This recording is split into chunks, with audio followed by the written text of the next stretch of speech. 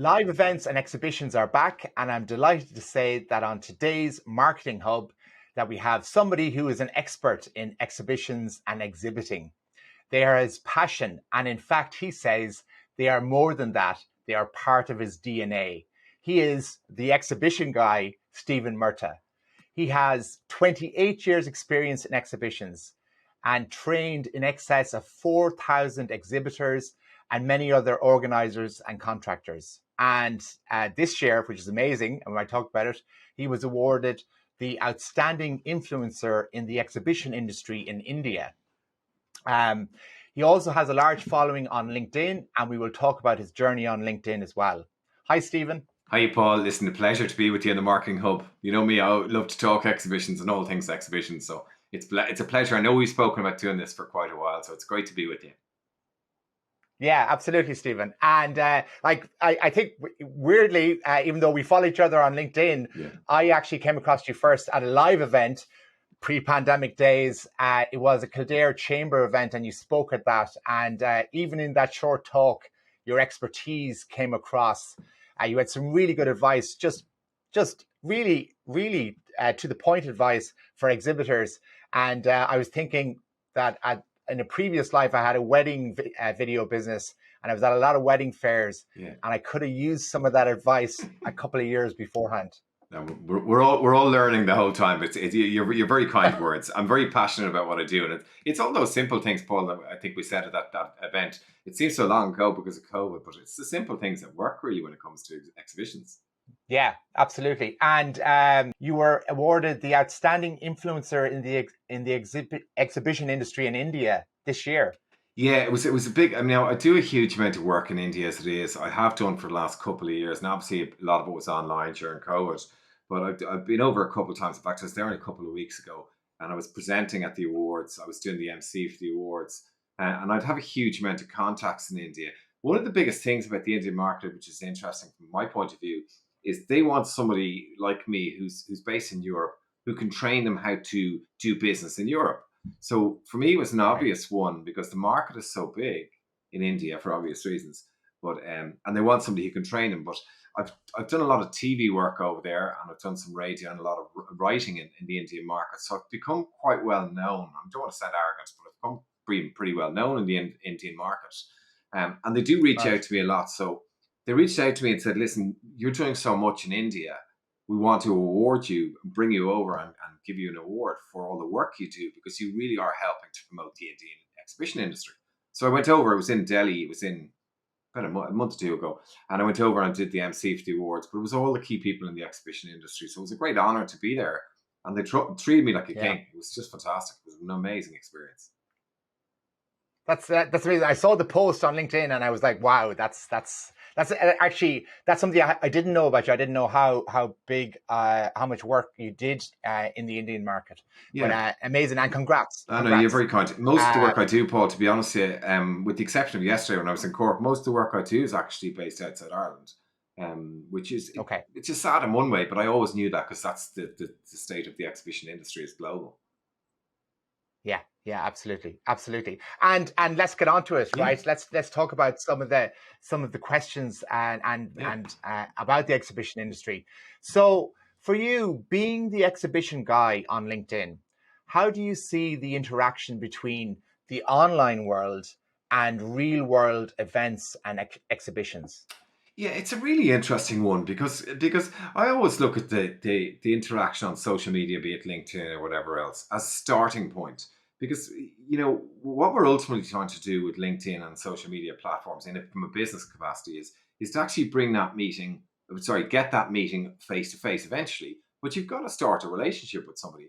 And I suppose from my point of view and where I've built up a lot of connections through LinkedIn is to actually open those doors and actually just have those conversations. I'm not talking about sales conversations, first of all. I'm talking about just conversations with real people. And what I found is over the years, because I travel a lot, what I found is the connections I built up on LinkedIn, when I actually get to meet them face to face, I'm already one step ahead, or we already know each other quite well. So it's a really, really useful way of building relationships with people for future. And live events are my world. But at the end of the day, I'm not at live events every day of the week, and none of us are. So we live in our homes or in our offices, and a lot of us work from home. So we need to build up and stay in touch with our industry and our friends and colleagues. And we do that through social media with the view to meeting people in the future. That's the way Yeah, I see it. that makes total sense. Yeah, because like, you know, I think that's where, you know, I go to lots of networking Yeah. events as well. And also, you know, if you're meeting like a prospective customer for the first time and they've been looking at your social media for a while, they kind of have an impression of you. Yeah, they do, and you really hit the nail on the head there, because that whole point is that what we're trying to do is, if you think about it from a selling point of view, 3% of your market are ready to buy right now. That's literally 3% of your database are ready to buy right now. 30% of your database will never buy off you. So what we're trying to do with the Right. other 67% is, or well, the 70% in total is, we're trying to keep in touch with them and build those relationships. And very often, what they will do is they will seek out your social media platforms to see really who you are, to see behind the email that they get from you or behind the phone call, to learn more about you. And I've always found things like LinkedIn are a great way to showcase not just about you, but sorry, not just about your business, but about you. So I'm going to give you a quick example. In the About section Mm, of LinkedIn, people tend to put in all the business stuff. Now that's great, mm, but about means about you. So it's also important yeah. in LinkedIn that we put some information about us personally. So my profile, for example, I put that I read a lot of books. I read 3 books a week. I love rugby and I'm very passionate about certain things because I want people to see beyond just the exhibition guy. See, this guy's a good guy as well. And that's really important when we're building relationships. Yeah, I think so. Like I just changed my about section and I put in the you know the new video section as well on your icon, Yeah. and I just talked about my journey into video production. You Yeah, know, I was absolutely. an English teacher in 2008, and Wow. I did a course and I got the bug, and that's my passion. You know, Yeah, um, absolutely. and I think that's a great piece of advice. I buy into you. I buy into you, And Paul. I buy into you. I want to buy into you first, not your business first. yeah, And I think that's what we yeah, all yeah. do. We all want to aspire more to doing that. Yeah, absolutely, absolutely. Yeah, and I think LinkedIn is a great place to do that, to start nurturing that those relationships. Yeah, I of think, course. um, and we'll come back to LinkedIn actually Yeah. as well, because you have a strong following on that. But and I know you have great tips for exhibitors, and I've heard some of them, right? So what are 3 tips you always give for exhibitors to get more interaction from attendees at exhibitions? Yeah, I think it's interesting you bring that up, the word number three, ironically, because I do I'm going to give it a massive big word called triskaidekaphobia, which is the fear of the number 13. And I always start my presentations with, and there is a reason why I'm telling this, by the way. Um, and Yeah. the reason why I'm using that number 13, the number 13 is really important in exhibition terms. And I want to try and make it for the listeners to remember the number 13 specifically, because it's made up of the 3 key numbers that will ensure you are successful at trade shows. And the first of those numbers is the number 3. When we go to an exhibition or when you're exhibiting at an exhibition, the absolute key is that you set 3 clear objectives. You don't go in with one idea, or you don't go in with 25 ideas, you don't go in with no ideas. You have 3 clear reasons why you're exhibiting and what you want to achieve. And when you do that, you're much more focused on success. You're not focused on solely selling XYZ product. That may be one of your 3 objectives, but you need to have other ones as well. So having 3 clear objectives is really, really important. That's what we do before we exhibit. Now, the second number in the 13 that I was giving you an example of is the number 4. And the number 4 is really important in exhibition terms. And this is for during the event itself. When you're exhibiting at a trade show, you have 4 seconds to make an impression. In other words, a person will decide within those 4 seconds if I'm going to stop on that stand. Now, in order to do that, we need to have a lot of great open body language. Our stand needs to be well practical for them to walk onto and comfortable, but they also need to see what you do. What's your message? So having 4 seconds to make an impression is, we make an impression by our people, our product, and our stand. And we do it in that order, by the way. But your people are most important. So as an example Mm. to your listeners, if you're sitting down on a chair on your stand and people are walking by, they're not going to engage with you. If you get rid of that chair altogether and have to stand, it forces you to engage. Because people want to engage at exhibitions, visitors and exhibitors. That's the whole point. So the number 4 is really Mm. important. 4 seconds to make an impression. The last number, which of the 13, is the number 6. And this is probably the most important number, is if I go backwards slightly and tell you a scary statistic for exhibitors, is that Mhm. 81% of leads from trade shows are never followed up. People come back to the office, are really busy, and they get caught up with everything that happened when they're away. It's absolutely critical if you want to be successful when you exhibit that you follow up every lead within 6 days. Now, that's not to say you're going to get business within those 6 days. But what you are going to do is you're going to start nurturing and building and creating that relationship so that the business does come in. So chasing up the leads within 6 days is really important. So it's setting 3 clear objectives is what we do beforehand. 4 seconds to make an impression when we're exhibiting. That's what we do when we're at the event itself. And 6 days, which is the number of days to chase up every lead after trade shows. If you focus on those 3 numbers, Paul, you will be more successful when you exhibit. And it's really, really simple. But yet most people don't do it. Yeah, that's brilliant. That's brilliant advice. And you know, like I just 2 thoughts popped into my head there. It's kind of like social media. The 4 seconds. The social media, we have 1 or 2 as people scroll past us, right? Yeah. To make that impression. Yeah. And us sitting down in our chair, not engaging, looking away from the camera, that would never people won't engage with us. And Yeah. I also thought, just from a practical standpoint, I quickly learned when I used to attend wedding fairs, like, you never stand behind the table, you always stand in front of the table, to engage people as they're walking past. You do. You're And so right. people sitting down, leafing through Yeah. pamphlets, Yeah. that's a turn off. It's a complete no-no, because if you think about it, if you think about the best public speakers in the world, they always get rid of the podium because they don't want a physical barrier. Any Yeah. physical barrier or impediment is a physical barrier for people stopping. And it's like I say to people, really, really ridiculously simple example is when you go to most trade shows, and if you go to a trade show soon, just listen out to this, because many exhibitors will fall into the trap. They'll say to a visitor who walks on the stand, "Can I help you?" And the visitor will say, "No, I'm just looking." And then the Yeah. conversation is over. Now, if I said to you, put the word "how" in front of that, "can I help you?" So in other words, "How can I help you?" It totally changes the dynamic of the conversation, because you're now into a conversation, not a monotone. So it's what I stress with people with exhibiting is the most expensive way of getting business if you do it wrong. But it's also the most successful way of getting business if you do it right. And you don't have to be a rocket scientist to figure out what the simple things are. It's those simple things that work. Brilliant. Yeah, that's so true. And that's great, and great advice on the exhibition word. And Mm. I love that 13. I'm not going to try and pronounce It's the that fear of the number word. 13. Yeah. I'm just not going to. I'm going to practice it before I try and pronounce it.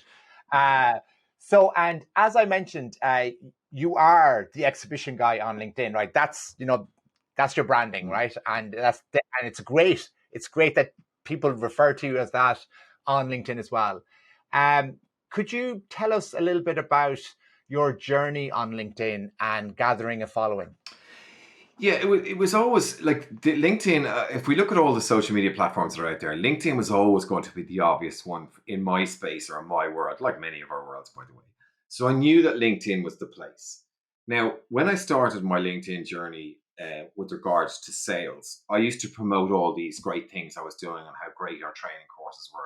And I got literally no traction. I think at the time I had about 1,100 followers, um, which is still a reasonable amount of followers. But at the time I had 1,100. And my business mentor said to me, he said, "You're looking at this the wrong way." He said, "You're talking about all the stuff that you do. People want to know the opposite of that. They want to know what you're going to do for them, not what you do for yourself." So when I changed my approach to LinkedIn by starting to share content, and I'll give you an example of that in a moment, I started to see my numbers increasing, my followers. And whilst the number is not important, I work in a global industry or global business, which is really heavily reliant on reach. So for me, it was really important to get to 5,000 connections because the reach was there for me with 5,000. So what I decided to do was I decided to aim for 5,000 connections. Again, purely from a reach point of view, not because 5,000 is an important number. And when I did that, I started sharing content about here are 3 things you can do when you're exhibiting on a trade show. Here's something to ask exhibition organizers about when you're considering exhibiting. Or I gave lots and lots of content. And I mixed it up between video and text posts and all these different things. And when I started to do that move away from selling on social media, I started to see more followers. So I got to 5,000 connections. And when I hit 5,000, I said, okay, I'm going to stop now. I'm going to stop for a month or two. I'm going to stop inviting people. And when I stopped inviting people, ironically, started getting way more connections. And I'm kind of thinking, something is working here. So I started doing more content. But as a quick example, and why this is critical on LinkedIn, when I set up the exhibition guide, there's a company called Informa. They're the biggest exhibition company in the world, turnover £5 billion a year, massive, massive company with a global footprint. Everyone said to me, you're never going to work with Informa because you're a small company in Dublin. They're a global-based, massive company. And I said, well, I don't really believe that. So what I did was, in my first video, or one of my first videos on LinkedIn, I was sitting in my car on the side of the Stillorgan dual carriageway, and obviously the car was parked. And I did a video from my car saying, here are 3 things you can do to be more successful when you exhibit. Not dissimilar to what I gave you a few moments ago, by the way. It wasn't the same, but not dissimilar. I remember getting 99 likes on the post. And I got one comment that was really negative, said, oh, really amateur, you did it from your car or whatever. And I'm thinking to myself, well, you've kind of missed the point of it. It's about what I say, not about where I'm saying it from. Now, as a result of that video, I got a phone call from Informa about a week later saying, we love your content. And I'm going, is this really Informa? And they booked me to go to India. It was India, actually, for 10 days to train 500 salespeople. Now, it was just before COVID. That didn't happen, but it's happened since. But my point is, the LinkedIn journey doesn't begin with selling. The LinkedIn journey for all of us begins with the conversation. So I look at my LinkedIn and I now have 17,000 connections. So it's a lot of connections, but I couldn't possibly deal with all the 17,000 even if I wanted to. And they're not all relevant. But what I am doing is I'm looking at it from a point of view of how do I help my audience? Some people are not going to like what you do on LinkedIn, but other people will. I'll give you another example of that. You may have heard this one before from me, but I was in a cafe in Glenageary and I had an exhibition guy hoodie on me. It has the exhibition guy in the back. And this guy taps me on the shoulder and he says, oh, you're that bloke from LinkedIn who's always posting stuff. I'm looking going, yeah. I'm thinking, oh, here's a compliment. And he follows it up with, I don't like your stuff. Now, I'm old enough not to be worried about that, by the way. But I asked him, why do you follow me then? If you don't like my stuff? I don't understand that piece. He said, I like some of your stuff. Now, go figure. But what I'm trying to get at is, if you go out and try and satisfy every single connection you have on LinkedIn, you're just going to work too hard and get no results. If you move back a little bit and start sharing quality content on a consistent basis, people will start to see you as the expert. I don't want to sound arrogant, but I would like to think of myself as the expert or one of the experts in the exhibition industry. And that has come from consistently posting content. Now, I post once in the morning, once in the afternoon, pretty much every day of the week, Monday to Friday. And I post once on a Saturday. And I don't post on a Sunday. But I will mix up that content to make it more engaging.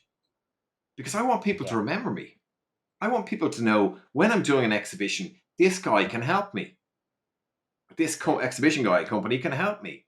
Because that's what I'm passionate about. And if I can help them, they will help me by buying my service. That's as simple as I see it.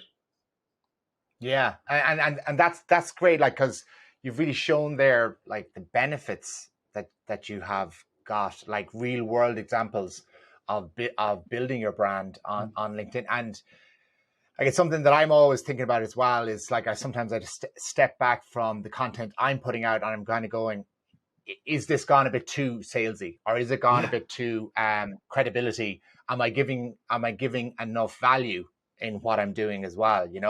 And and like, of course, you might have seen I put the odd wing on every now and Yeah. again. So like, am I entertaining? And I have this new thing that I'm into, infotainment, that I'm kind of Infotainment. Yeah, I saw that. Looks juggling great. around in my head.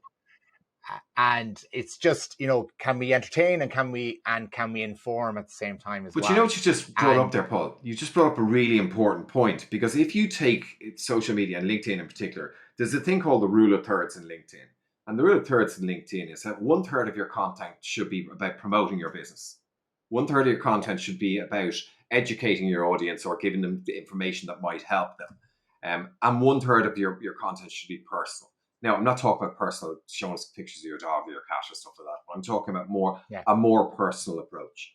One of the best posts I did in terms of getting into conversations was a post I did about negativity through rugby and the All Blacks. I'll give you a really quick example of why. This was my personal post I did.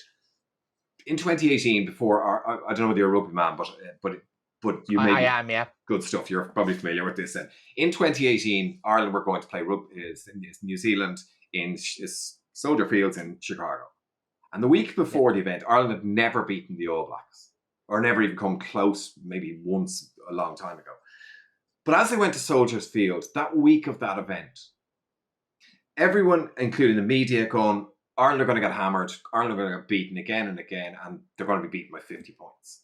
Now, the Ireland rugby team were in a bubble. They weren't listening to this back chat of people, oh, we're going to get beaten. What they were listening to is, we're going to go out and give our best shot. If we win, brilliant. If we lose, we deal with that negativity after the loss, not before the loss. So what they did was, that's how they felt. Now, when I posted this about the power of thinking positive before your event and worrying about the negative after it happens, if it happens, is really, really important. So when I did that post, people went, that makes a lot of sense. Now, to me, it was just something I was really passionate about. I wasn't going to buy into this negative talk. And we went and beat the All Blacks for the first time. But the power of how we think and our attitude through posts on LinkedIn resonates and lands with the people who are reading it. Like, I did another post, again, when I went through some really down, dark days, which I went through many in my life, like lots of people, by the way. I did a post from Rosslare Beach on what I believe self-confidence to be. Now, it was very personal. I wasn't in a suit. I was in a trackie, and it wasn't shaved and all that kind of stuff. But when I put that out there, the amount of people who said to me, it's great to know more about you. And these are clients of mine. And that speaks volumes to me. And that's what I want to know about people like you and people I deal with or work with or interact with on LinkedIn. It's not all about business. No, and it's trying to, it's like I always say, it's expertise, so informing, and credibility, showing that you can do the job, and rapport, right? Showing how your business works, how you interact with people, or what do you do in your downtime that makes you good at your job. When you're doing it, absolutely, 100%. That's an interesting one about the thought process. And like, I was listening to the 1% podcast recently, which is excellent. Brilliant, and there was a guy on, and he was saying, he was always about reframing what we think about. And like he said, if you logically think about things that we worry about, 99.99% of the time, they don't happen. Absolutely. And it's kind of like a shift in your thinking, that like, what, just think back to all the things you were worrying about last week and the week before and all that. Did any of them really come to fruition? Probably not. And it's really about reframing. But that stirred that thought. I thought it was, you're right. I listened to that as well, by the way. I think that's really interesting, because we all, life's not perfect. I mean, like, I got through months where things are great and business is booming, and then I got through months where it's not good, and I'm not getting a lot of business in. But I chose this path. I don't regret this choice, by the way, and I love what I do, and I'm very passionate about what I do. But I also understand that if I continue to beat myself up about it, then it's not going to work. So when I go to LinkedIn, I try and, in as much as possible, to follow the rule of thirds as an example, but also just to be me. And if people don't like me, I'm too old to worry about. If people don't like me, I have to just deal with it. And not everyone is going to be my customer or my client, and that's okay, because I don't want to work with everyone. I want to work with the right people, not every person. So yeah, we want to work with people we get on with. yeah, exactly. We share the beliefs, sharing values, and what we do. Yeah, definitely. Yeah, absolutely. So that's great, Stephen. And just before we go to our last three questions that I ask all interviewees on the Marketing Hub, like you mentioned about posting, right? So, like you've got this regimen where you post twice a day and once on Saturdays. Could you talk a little bit about that? And in your opinion, what are the most important things that people need to do on LinkedIn to get engagement and to grow their following? Yeah, it's a really good question. To come to your first part of your question, I'm not a big company, so I don't have marketing budget. I don't have lots of marketing people behind me who do my content for me. I tend to like to do my own content anyway, by the way. So what I tend to do is I tend to know, okay, I need 11 posts for next week. That's 2 for each day. Now, of those 11 posts, 2 of them are going to be videos, because I tend to do a video on a Tuesday and a video on a Thursday where possible. So I know that those videos are separate. But what I will do is Friday afternoon, from about 3 to 5, I will sit down pretty much every week, and I will schedule. So I will design, first of all, my content through Canva, and I will schedule it all in one go. So come Monday morning, when my post arrives at 7 o'clock in the morning or 9 o'clock in the morning, I'm not sitting on my computer posting that. That's scheduled, and that's great. But when it comes to creating that content, what I do every month is I write down a list of the content that I think is going to be relevant for my audience. Now, that could be exhibition organizers, it could be exhibitors at shows, or whatever it might be. And I decide what's the logical pattern for this over the next week. And I schedule content for a full week in advance. Now, by doing that, what I'm trying to do, first of all, is I'm trying to create engaging content that people go, I like that, or that makes sense. And when I use the Canva, it makes it easier for me because I know the scheduled post has gone out. When it comes to building your connection base on LinkedIn, a client of mine said to me recently, he said, oh yeah, I posted on LinkedIn a couple of times and nothing came with, so LinkedIn doesn't work. And I said, well, okay, let's just rewind slightly. How many times did you post? He said, 3 times. I said, okay, what you post? He showed me the content he posted. It was all sales stuff, very, very heavily sales focused. And I also said, posting 3 times and assuming that people are going to come in and just buy off you doesn't make sense. It's about consistency. If you post 3 times a week, make sure you continuously post 3 times a week. It doesn't have to be exactly the same time, but it should be thereabouts. And you should be ensuring that that quality content is going out consistently. So consistency is the first thing. But the second thing that's really important for me is actually engaging with other people's content. So if Paul puts something up and whatever the post might be, I go, that's a really good point. And how about this as an add-on to your point, or whatever you might put on it. But doing that is really important, because if you think about it logically, by you commenting or me commenting on Paul's post, my post is going to be seen by followers of Paul who don't follow me. So automatically I'm looking at this potential of organic traffic. Yesterday's a really, really good example. I did an event yesterday for the Employment Recruitment Federation in Cork, for all the members in Cork. And there was 60 recruitment consultants, senior consultants in the room at the time, did a presentation. But when I was coming back to Dublin, my phone was absolutely hopping with messages on LinkedIn. And I've never seen anything like it, by the way. And it wasn't from me posting stuff. It was from people posting and tagging me in their posts. But lots and lots of people, as a result of that conversation, the presentation, last night I looked at my LinkedIn invitations. I think there's 25 new invitation links with messages in most of them. Now, one of them said, love to talk for you to talk within our company. So I potentially have already got business through that. Now, what I would do with those people who follow me or connect with me is I'll engage with them straight away. I don't mean within 3 seconds now, but I will engage with them and say, thank you for connecting with me. Love to hear more about what you do, or whatever that case may be. When you start to do that, you start to put your door on the door handle to open that relationship. Now, if you go the other route on LinkedIn, where you go straight for the jugular and you send them a sales email, you're trying to smash through that door, and people don't like people smashing their doors down. So what it is, what LinkedIn and the route to followers in LinkedIn is to set yourself a plan of what you're going to post each week.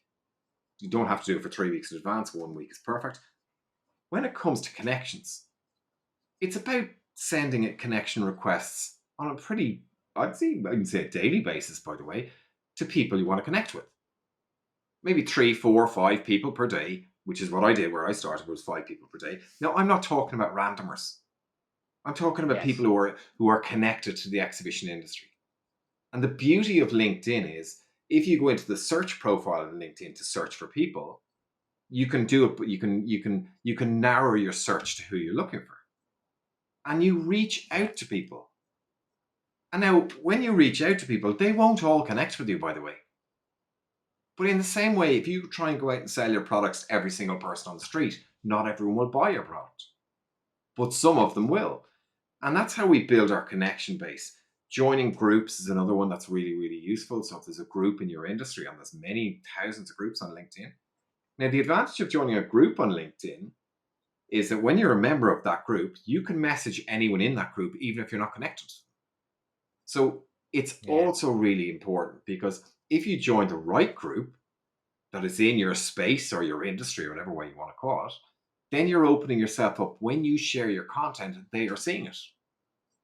And I see this being used hugely successful for people who identify what groups they want to join and then engage in that conversation on within the group on LinkedIn. And that's really, really important. I have 2 questions arising out of that, because I'm interested in that area as well myself.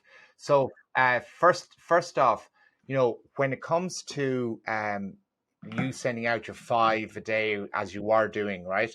So obviously you were searching on LinkedIn for the exhibition organizers you wanted, that you want to be connected with. So you had a strategy there. You were kind of going, these are the type of organizers, whatever I want to be connected with. I would like to do business with them. So you're actively going out and searching for them, and then they're on your list, and then you're just tipping away each day. Yeah, exactly. But I've identified. Okay. Now, the big challenge there, Paul, is if I was to say to some people, okay, who do you want to talk to? They go, I want to talk to everybody. Now, that presents a slight problem, because that's much, much bigger market. When I say exhibition organizers, that's quite specific. But if you even start and say, right, okay, who is my ideal customer? They're based in Dublin. They're 25 employees. Again, I'm just making this up, but let's just bear with me for a second. They're marketing directors or whatever that might be. Now, if you even take those 3 criteria, you can refine LinkedIn by those 3 criteria alone. Now, that's not going to solve every single problem you have, but it's going to start you in the right direction, connecting with the right people. Now, what I often get asked is, what do you send to somebody when you want to connect, but they have no idea who you are? And that's really straightforward, because what I will do is I will look at their profile.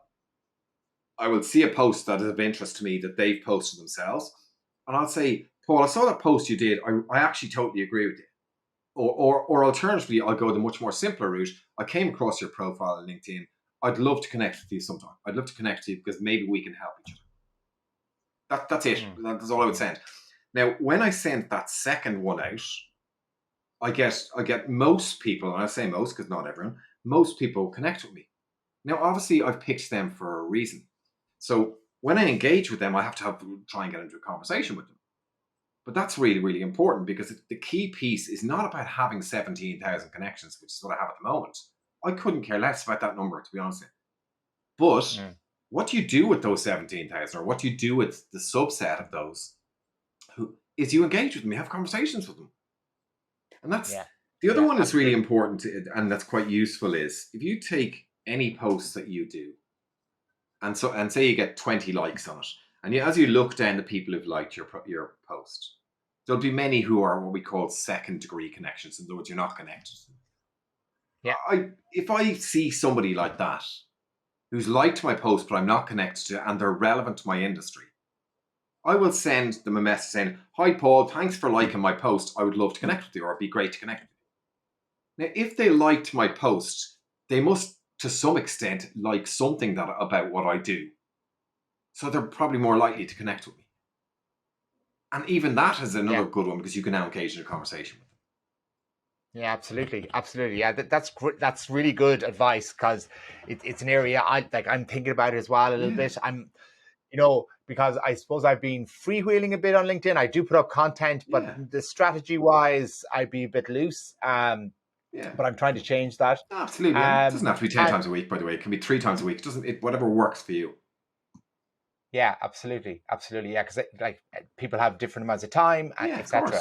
And then just as regards groups, because I've joined some groups, right, and just you can post in groups, right? Yeah. But when you post, if you put up something on your personal profile, even though you've joined a group, the group won't see that post unless you post within the group. Isn't that right? So yeah, that is correct. Unless you're connected to them, yes, 100%. Yeah, it's got to be posted. But what LinkedIn have developed also is when you are sharing a post, you can also share it within a group at the same time. Yes. And that's really useful, because there's a group called TSNN, which is an exhibition industry group, big global one in the US. And I always post to that group because I have a huge amount of contacts in that group. And so I'll post the same content to both groups.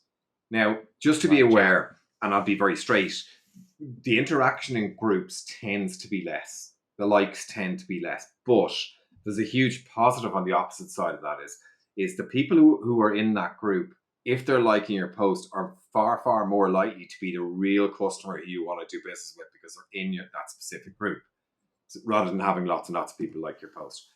Because there's too much emphasis, in my opinion, Paul, there's too much emphasis. And I was guilty of this, by the way, until 3 or 4 years ago, of going, oh God, I only got 12 likes on my post.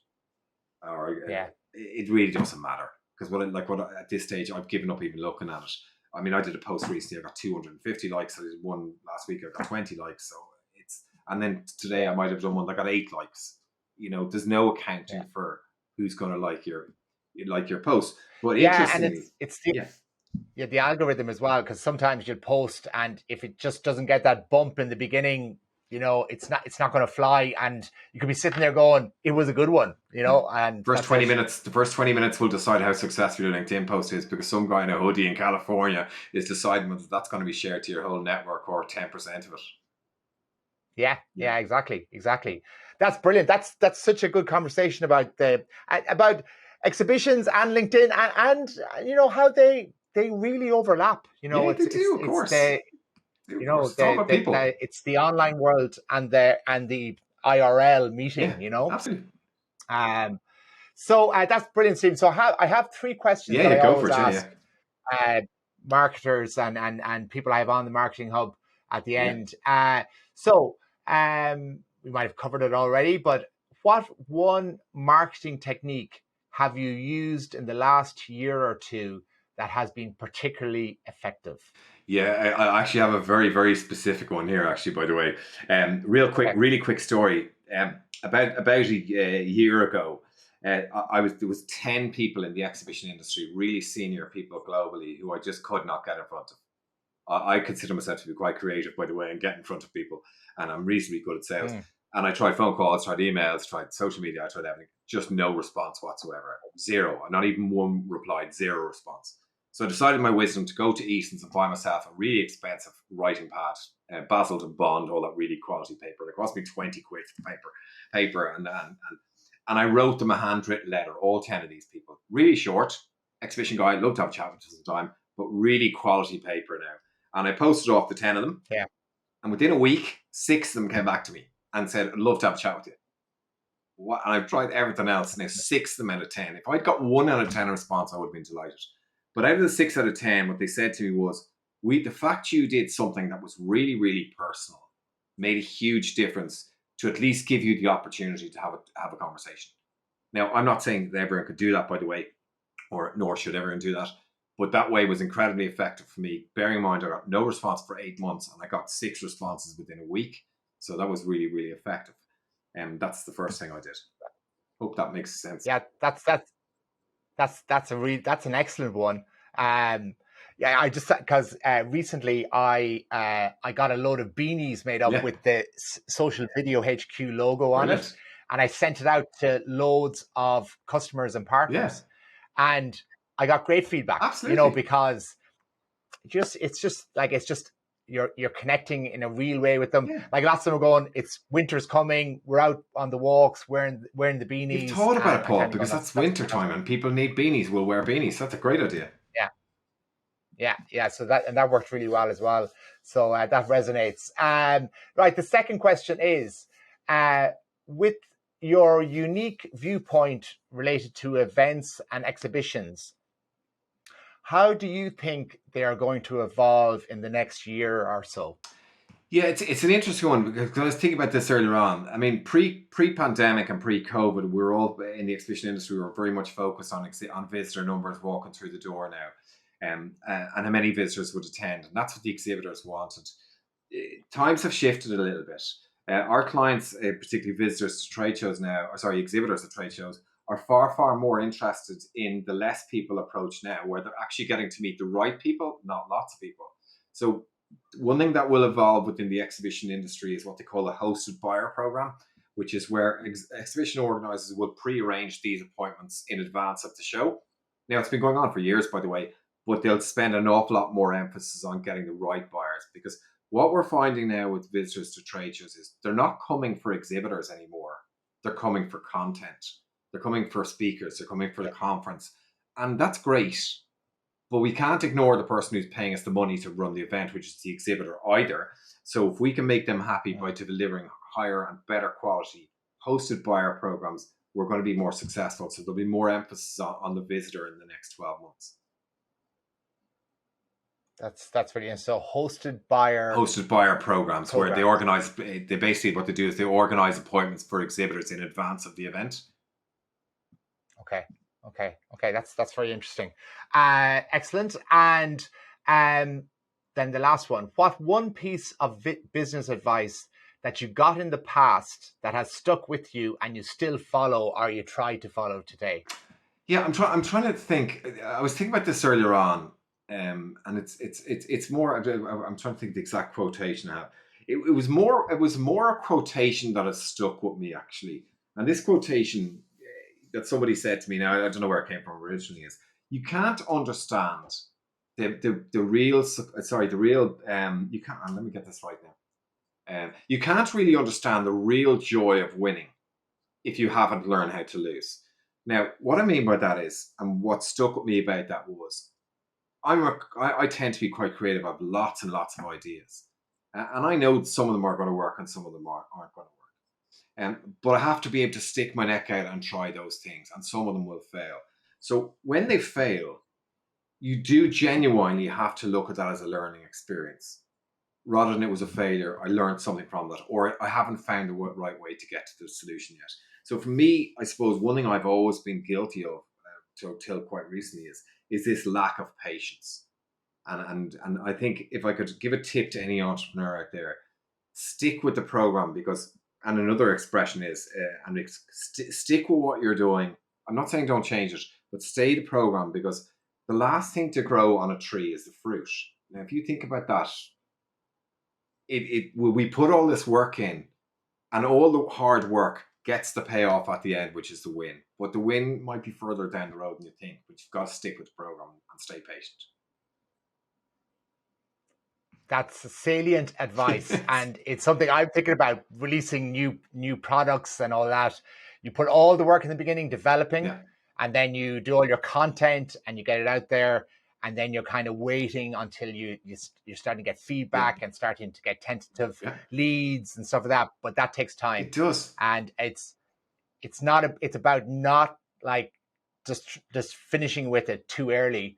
To actually, if you have a plan, stick to the plan to the end and then assess. Yeah, see, it's like that expression I just gave to you. The last thing that grows on the tree is the fruit. If you think about that, the tree grows and it grows and it grows and it grows, and it takes a long time. And then suddenly the fruit starts sprouting out. That's the nice piece. It's the same with business. It takes all the hard work first before you see the payoff at the end. Yeah. And that's it. And hopefully there's going to be nice big fruit for both Absolutely, of us. 100%. It sounds great. Definitely. That was brilliant, Stephen. Stephen, so just before we finish, can you give us your contact details, where people can connect with you, obviously on LinkedIn and other places as well? Yeah, you can, of course. You get me on any of the social profiles, Twitter, Instagram, and LinkedIn at The Exhibition Guy. My website is theexhibitionguy.com, and that's kind of, but I suppose LinkedIn tends to be the place where people start to get in touch with me. I'm based in Dublin, but I operate globally, so I'm always available at any stage for a chat or coffee or whatever that might be. So you get me at the LinkedIn or theexhibitionguy.com. That's great, Stephen. Stephen, that was a brilliant conversation, and thanks a million for coming on the Marketing Hub today. It's an absolute pleasure. Thanks for having me, by the way, first of all, more importantly. Cheers, Stephen. Thanks, Paul.